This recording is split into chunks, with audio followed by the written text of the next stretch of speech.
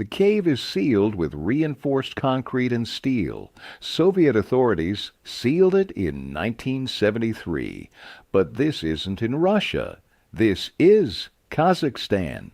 And the steel door they welded shut over the entrance wasn't meant to keep people out. It was meant to keep something in. You're looking at a declassified geological survey map from 1972. Grid reference 48.7386 degrees north, 66.9897 degrees east. That's the cave. The report calls it Karstic Anomaly K7. It describes a primary chamber 1,400 meters underground, and then it describes the inscriptions. The geologist who fielded the report noted them as unidentified petroglyphs. He was wrong. They weren't petroglyphs. They were cuneiform, Sumerian cuneiform, carved into a cave wall 3,000 kilometers from the nearest known Sumerian outpost. So why did a Soviet scientific team weld a steel door over the entrance a year later? That's the first question. Here's the second. The same Sumerian phrase appears on a clay tablet in the British Museum. Inventory number BM86379. It's from the city of Ur, dated to roughly 2100 BCE. It's a royal decree, a warning. The phrase translates to the below place, the sealed breath, the sleep that is not sleep, a poetic turn of phrase, mythology. Except that phrase is now carved into a cave wall in Central Asia. And the Soviet report notes something else. A persistent, low-frequency hum detected at the deepest point of the cavern, a sound that couldn't be traced to any water source or geothermal activity, a sound the instruments recorded, but the human ear couldn't hear. Same phrase, same location. A warning etched in clay, and a sound echoing in stone. That's not coincidence. That's a correlation. So you look at the tablet again. You look at the cave survey, and you realize the warning isn't about a place. It's about a state. The sleep that is not sleep. The Sumerians had a concept for that. They called it the Kur, not the underworld, a liminal space, a waiting place. And according to the cuneiform dictionaries, the sign for Kur is also the sign for mountain, or foreign land. But in later Babylonian texts, the same sign takes on another meaning. The vault, the sealed thing. Now you're holding two pieces of a puzzle that shouldn't fit, a Sumerian tablet in London, a sealed cave in Kazakhstan, and a sound in the dark that nobody was supposed to hear. So you have a sealed cave and a matching tablet. 2 points make a line. You need a third. You find it in a university archive. The Petrie Museum of Egyptian Archaeology at University College London. Box number 1, 972.12.9. Inside is a field diary. Belonged to Sir Flinders Petrie. The entry is from 1897. He was excavating at Tel El-Hasi in Palestine. He describes finding a small carved stone cylinder. He sketched it. The sketch shows a series of concentric circles, a wavy line, and a cuneiform sign. He notes the sign matches one he'd seen in a publication on Sumerian royal seals. But he couldn't place the artifact. It was wrong. The material was wrong. The style was wrong. He writes, and I'm quoting, "Object bears no relation to local strata, resembles nothing from Levant or Mesopotamia, perhaps a curio carried far. Yet the inscription is precise." He packed it up, sent it back to London. And then he does something interesting. He never publishes it. The object gets catalogued as unidentified carved stone. It sits there for over a century because nobody connected it. The concentric circles. The wavy line. You go back to the Soviet Geological Survey of Cave K7. There's a hand-drawn diagram of the main chamber. It shows the layout of the inscriptions. And right at the center, where the geologist noted the strongest acoustic resonance, he drew a symbol, a series of concentric circles next to a jagged line, not a wavy line, a jagged one, like a sound wave, or a seismograph reading, same symbol, 3 points, London, Kazakhstan, Palestine, all connected by the same visual language, but Palestine is the outlier. It's not a cave. It's a portable object. So you ask a different question. What was it for? Petrie thought it was a seal. But seals make impressions. This one was never used. The carving is pristine. Then you look at the material. Petrie identified it as steatite, soapstone, a soft mineral. But a 2004 materials analysis done by the museum, quietly, for an internal inventory, tells a different story. The report is 2 lines. Spectrographic analysis inconsistent with steatite. High quartz content. Trace elements of barium sulfate. Barium sulfate. That's interesting, because barium sulfate is a key component of a compound called drilling mud. It's a heavy, dense paste used in deep earth drilling and geophysical surveys to detect subsurface cavities or to seal them. Now the line isn't straight. It's a triangle. And the question changes. It's no longer how did this symbol get there? It's what was it designed to do? You have a cave that hums. You have a stone carved with a symbol found at the source of that hum. And you have a material designed for subterranean exploration. So you go back to the Sumerian. You look for the word for resonance. You find it. The cuneiform sign Gael. It can mean great. It can also mean to amplify. And in a handful of medical texts from the city of Nippur, it's used in a very specific context. Galzai, to amplify the breath, the life force, the thing that hums. The tablet in the British Museum warned of the sealed breath. The cave seals a hum. The stone cylinder might be a key, or a plug. You don't know, but you know this.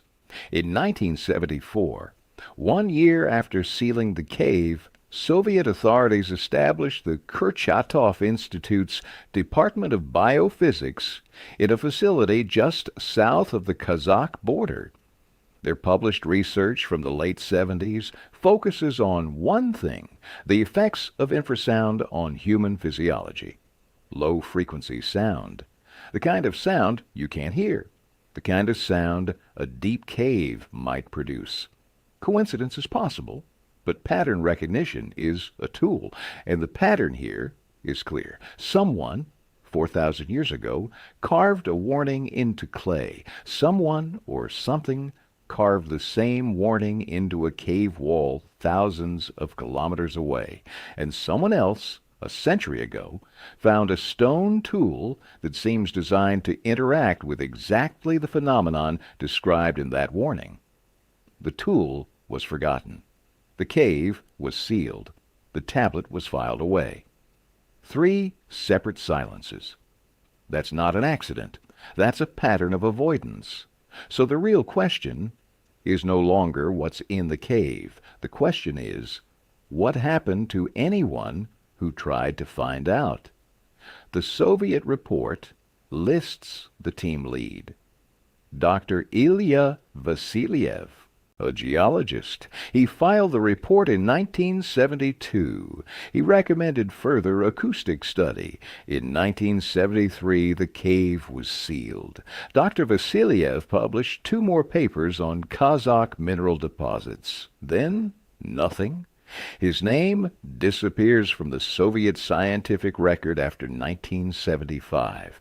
No obituary, no retirement notice, just silence. same pattern.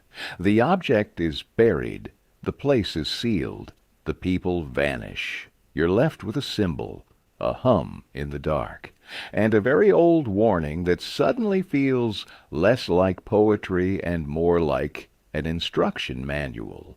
For what, you don't know, but you know the next step. You have to find out what they were so afraid of that they welded the door shut. The fear has a shape. It's a protocol. You find it in a declassified memo from the Kazakh Geological Survey, dated November 1973, a month after the cave was sealed. The memo is a technical directive. It orders the permanent acoustic isolation of anomaly K7. The recommended method is detailed: a specific cement mixture, a specific steel alloy for the door, a specific thickness. But the why is in the appendix, a single line: to mitigate resonant frequency exposure per Protocol 9. You look for Protocol 9. It doesn't exist, not in the public record, but you find a reference to it somewhere else. In the footnotes of a 1981 Soviet military psychiatry manual, a single sentence: long-term infrasound exposure at or near 19 Hertz induces Protocol 9 compliance behaviors: anxiety, dissociative states, shared auditory hallucination. Shared, that's the word. Not personal, shared. The cave hummed at 19 Hertz. That's the resonant frequency. The memo wanted it silenced, and the psychiatry manual classified the reaction to it. But the Sumerians got there first. Their word for resonance, Goel, also meant to amplify, and their word for breath, zeskie, also meant spirit or life. The sealed breath, the amplified life, the sleep that is not sleep. They weren't describing a place. They were describing a state induced by a specific frequency, a frequency that, according to a Soviet manual written 4,000 years later, causes people to hear the same thing. So you go back to the stone cylinder from Petrie's diary, the one made of barium sulfate, the drilling mud component. You look at the concentric circles. You look at the jagged line next to it. Not a sound wave, a damping pattern, an architectural diagram for a baffle, a device used to silence resonance. The cylinder wasn't a key. It was a plug, a blueprint for a stopper, designed to silence something that hums. And Petrie found it in Palestine, 1,000 kilometers from Sumer, 1,000 kilometers from the cave. Someone carried the knowledge of how to seal the hum across continents. And then that knowledge was buried, twice, in a museum box, and behind a welded door. So you're left with two layers of silence, the ancient one and the modern one, both built around the same phenomenon, a sound in the dark that makes people hear things, a sound so troubling that someone, 4 millennia ago, went to the effort of carving the instructions to neutralize it into a portable stone, and a sound so troubling that 70 years ago a government welded a door shut and erased the lead scientist from the record.